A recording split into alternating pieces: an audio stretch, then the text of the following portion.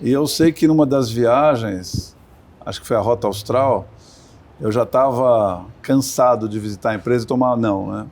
Mas eu fui visitar uma empresa de tarde, era a terceira reunião com eles, e eu tinha certeza absoluta que eu ia vender. E tomei outro não, outra porta na cara. Eu peguei a Marginal Pinheiros, falei, vou para casa, vou dormir o resto do dia, porque eu não consigo mais pensar. E eu estava na Marginal e eu passei por uma campanha da Johnny Walker, tinham 3 outdoors, e falava assim, sonhe, ouse, fracassar. Nossa, aquilo foi um soco no meu estômago.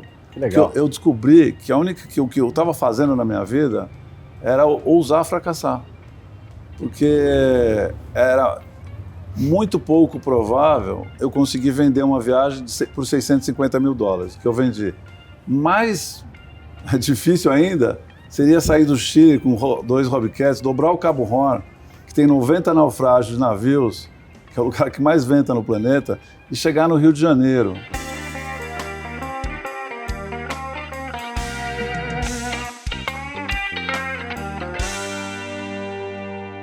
Oi, gente, estou aqui mais uma vez, eu, o Cuca, para apresentar mais um episódio e receber mais um convidado aqui no Homens de Prata.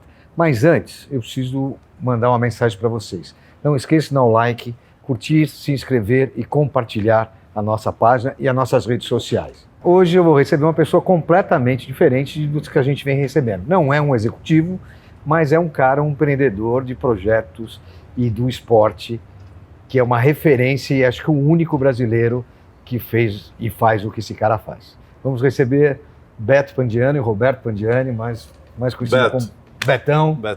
Betão, apesar dele não ter muitos cabelos de prata, é um cara que aos seus 61 anos de idade, continua desafiando a si mesmo e fazendo projetos pelo mundo num catamarã. Betão, bem-vindo, obrigado por você ter aceitado o nosso convite. E eu queria saber um pouco de você, como é que é a história de um barman que nunca provou uma gota de álcool e nunca provou seus drinks? O ideal, né? O barman que bebe é quebra o bar. Que quebra o bar. Na verdade, eu nunca gostei de bebida e foi muito casual a minha opção para trabalhar como barman. Eu fui porque tinha uma oferta de salário muito boa. Empresa, né? Você queria... eu como estagiário ganhava muito mal e no Claes eu ganhava 6 vezes mais. Bacana. Então eu fiz 2 cursos de barman e aprendi a trabalhar como barman mesmo não gostando de beber. Nunca gostei de beber. E quem gostava era o dono do restaurante, né, que rapidamente me promoveu para tomar conta da turma que trabalhava no bar, porque todo mundo era molecada, todo mundo queria beber, né? E aí eu conheci... É incrível, né? Um cara que ganha prêmios de barman, melhor o que você fez? Na época. Manhattan, né? Manhattan, Dry Martini, né? Mas, enfim, essa foi uma coisa que eu encontrei para passar o tempo, né? E ganhar um dinheiro, porque eu queria fazer outras coisas. Mas acabou virando minha profissão, né? Porque depois de 5 anos eu aprendi a trabalhar num segmento que em São Paulo ainda estava em desenvolvimento, não é como hoje, né? Tinham poucas opções. E acabei entrando na área de restaurantes, de bar, casa de shows. Nunca imaginei... Foi uma referência, inclusive, durante Porque eu era um cara que gostava de dormir cedo, que eu gosto de dormir cedo, tenho sono de noite, não bebo. Não bebe, dorme cedo e é dono de bar. Nunca fumei maconha. Quer dizer, eu estou entrevistando o cara errado aqui. Os caras achavam assim, pô, o Betão deve ter a da boa, vive com o olho vermelho, porque eu trabalhava pra caramba. De manhã eu fazia PUC, trabalhava de tarde, de noite, velejava. Então eu vivia com o olho vermelho, sempre cansado, e todo mundo achava que eu bebia, fumava, e eu sempre fui careta, né? E velejar, na realidade, deve ter sido um passatempo, né? Para você distrair, porque na verdade, trabalhando. Na verdade, é o que eu queria fazer profissionalmente, só que eu não sabia como monetizar vento, né? É difícil você viver de brisa, né? E aí eu trabalhei, aí saí para empreender. Em 85 nós abrimos o Singapore Sling, foi o primeiro bar nosso nos Jardins, que era um porão, que tinha jazz. A gente abriu uma loja de CD importado, que também era uma coisa nova na época, não tinha CD importados no Brasil. Aí em 87 fizemos o Aeroanta, que foi uma referência de casa de show, né? Fantástico. E em 89, como nós morávamos na Vila Madalena, a gente abriu o primeiro bar da Vila Madalena, porque era um lugar morto, assim, a gente morava num bairro que não tinha nada. E aí o Alexandre, meu sócio, falou, isso aqui vai virar um Jardins. Então a gente abriu o primeiro, o Olivia. Tudo que a gente fazia dava capa da Veja. Então, tudo que a gente fazia dava certo, mas eu não queria fazer aquilo.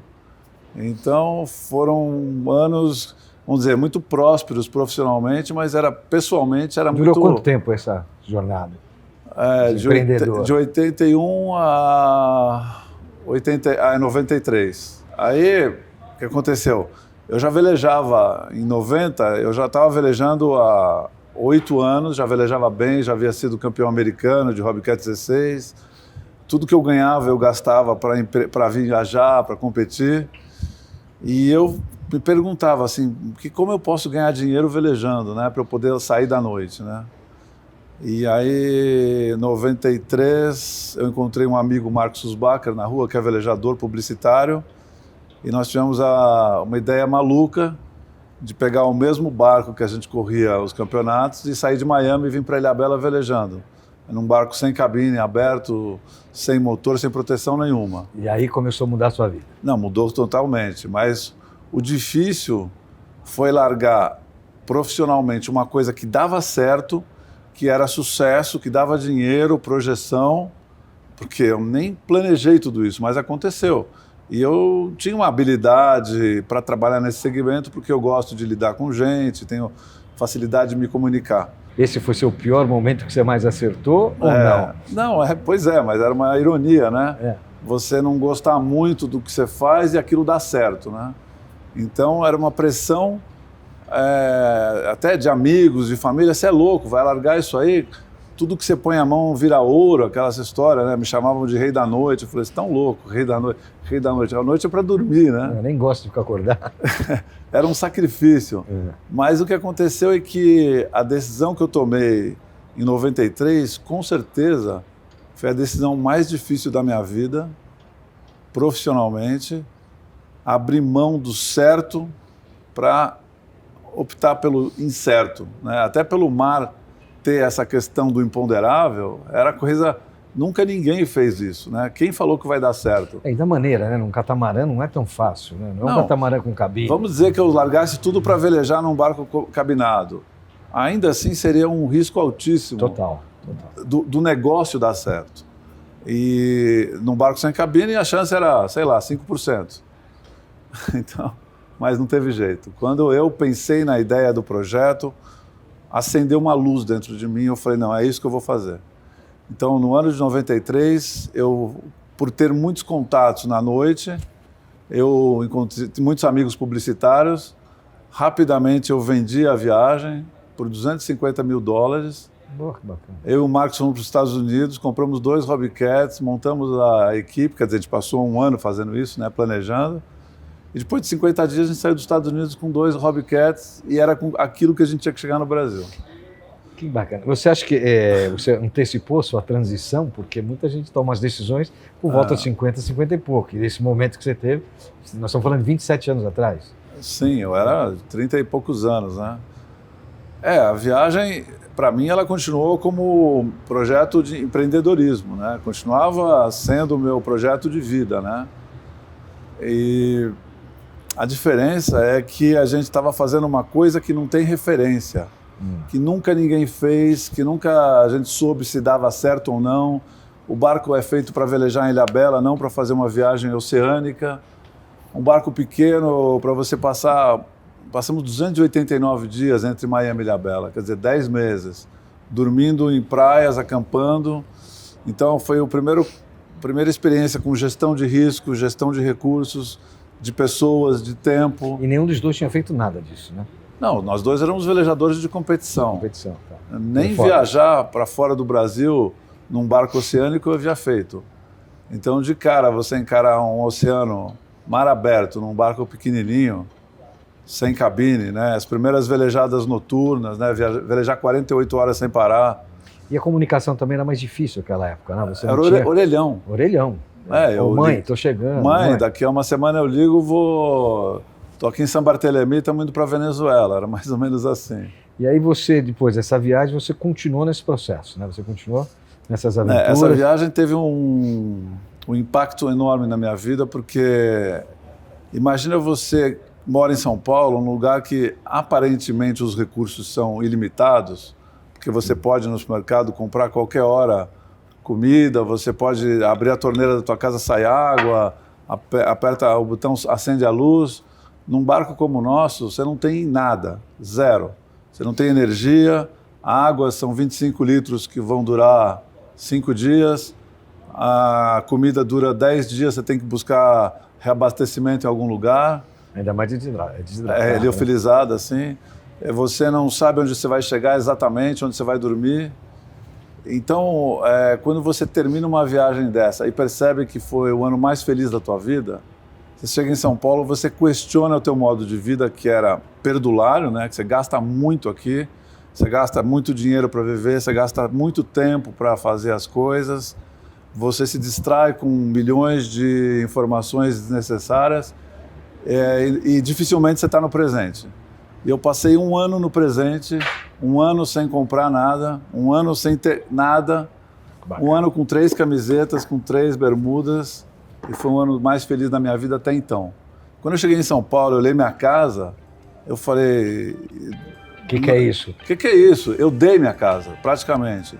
Toda a minha coleção de 800 vinis que eu tinha, que era um apego, dei tudo. Fui morar num lugar pequeno, porque eu não via mais sentido ser uma pessoa que acumulava coisas.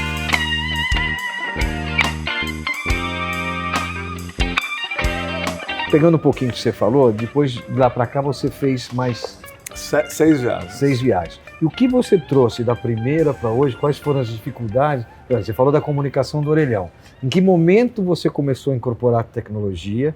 Né? Em que momento você sentiu que o seu corpo já não respondia? Ou o que você se cuidou para isso?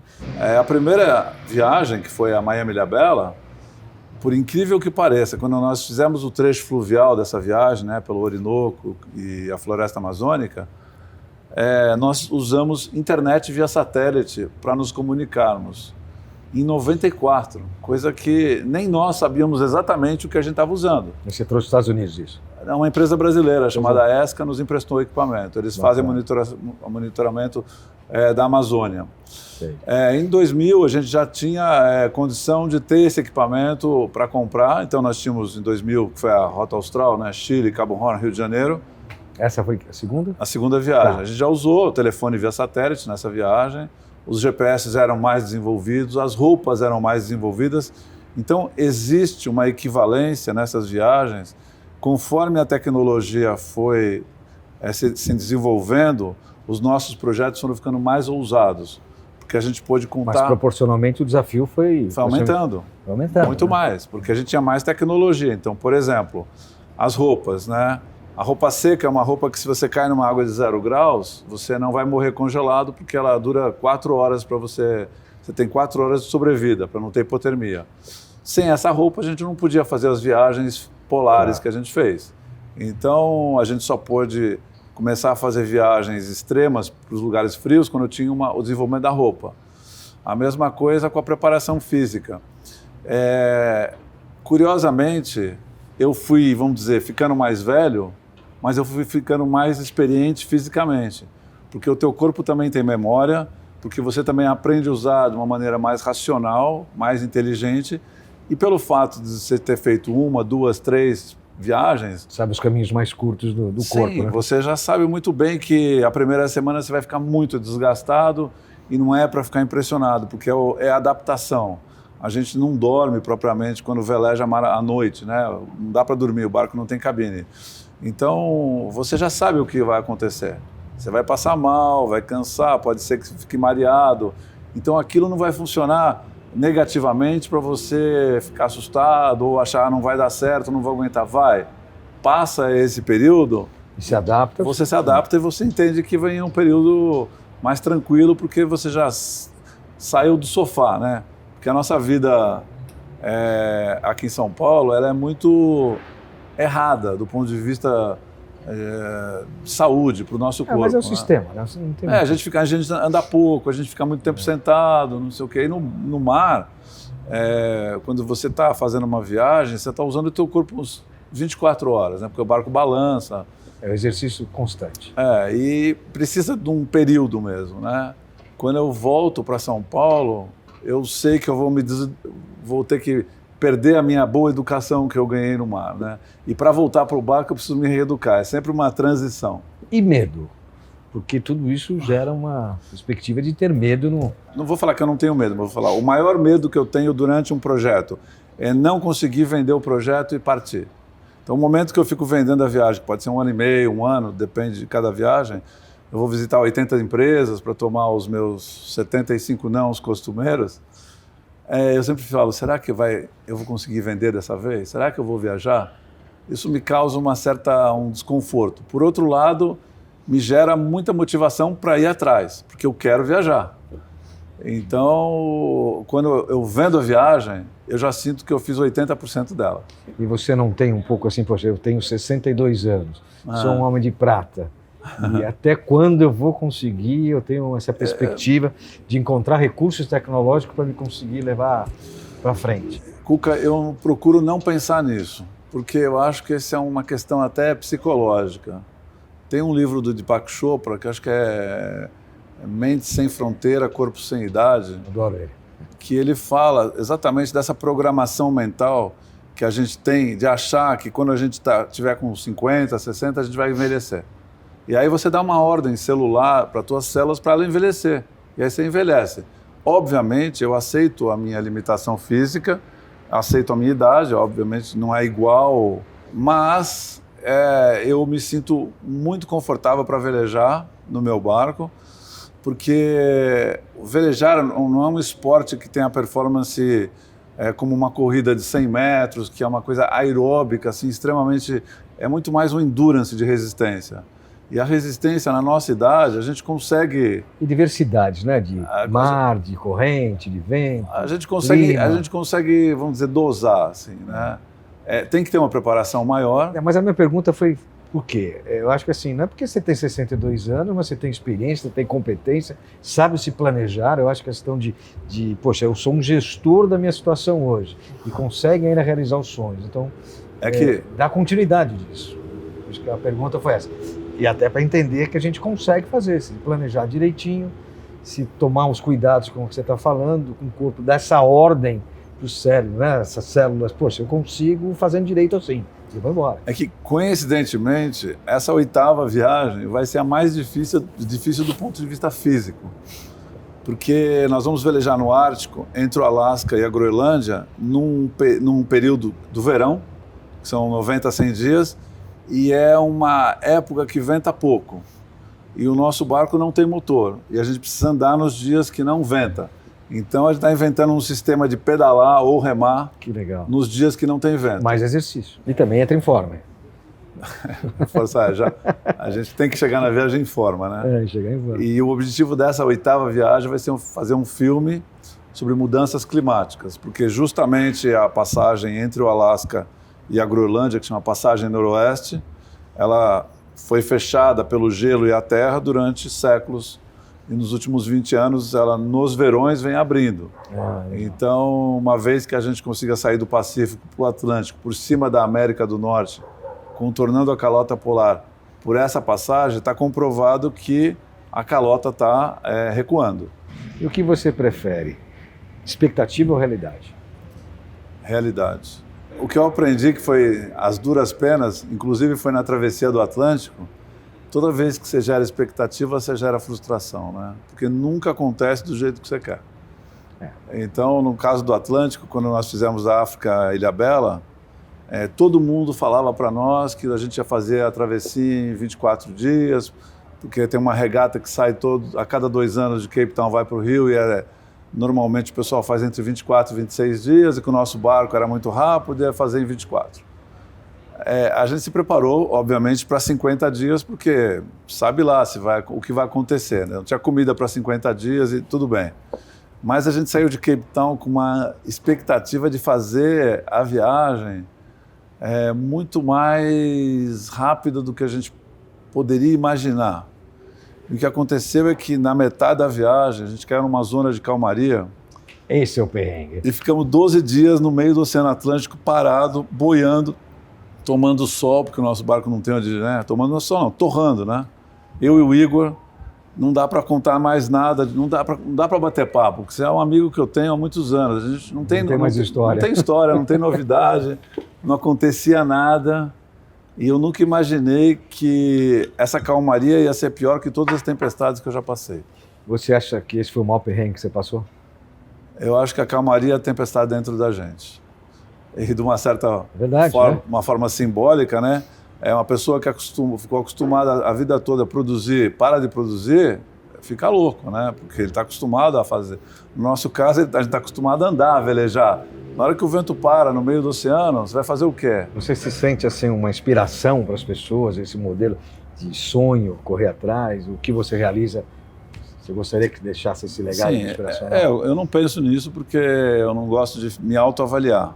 Mas se for para deixar alguma mensagem, obviamente que seja positiva.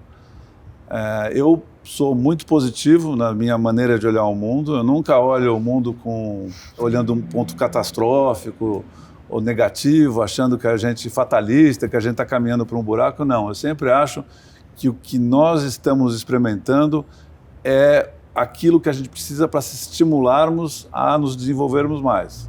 Então, se a crise está trazendo para muita gente, frustração e medo, a minha maneira, ela está trazendo, na verdade... oportunidades novas.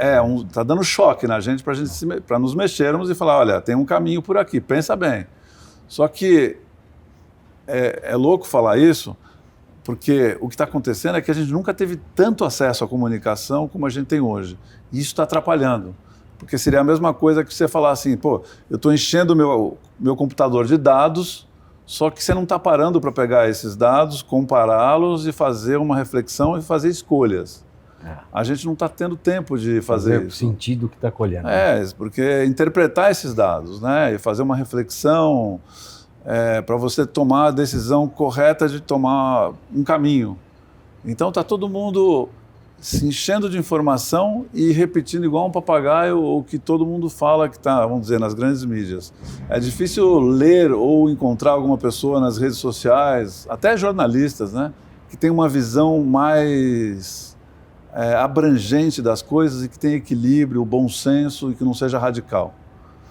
Eu tô sentindo, muitos partidos, né? Eu estou sentindo falta disso, está muito passional tudo, né? Está muito mental, não tá pouco coração no sentido de ser uma coisa mais de dentro das pessoas, do que elas sentem, e está muito reativo, né? As pessoas estão com posições reativas, né?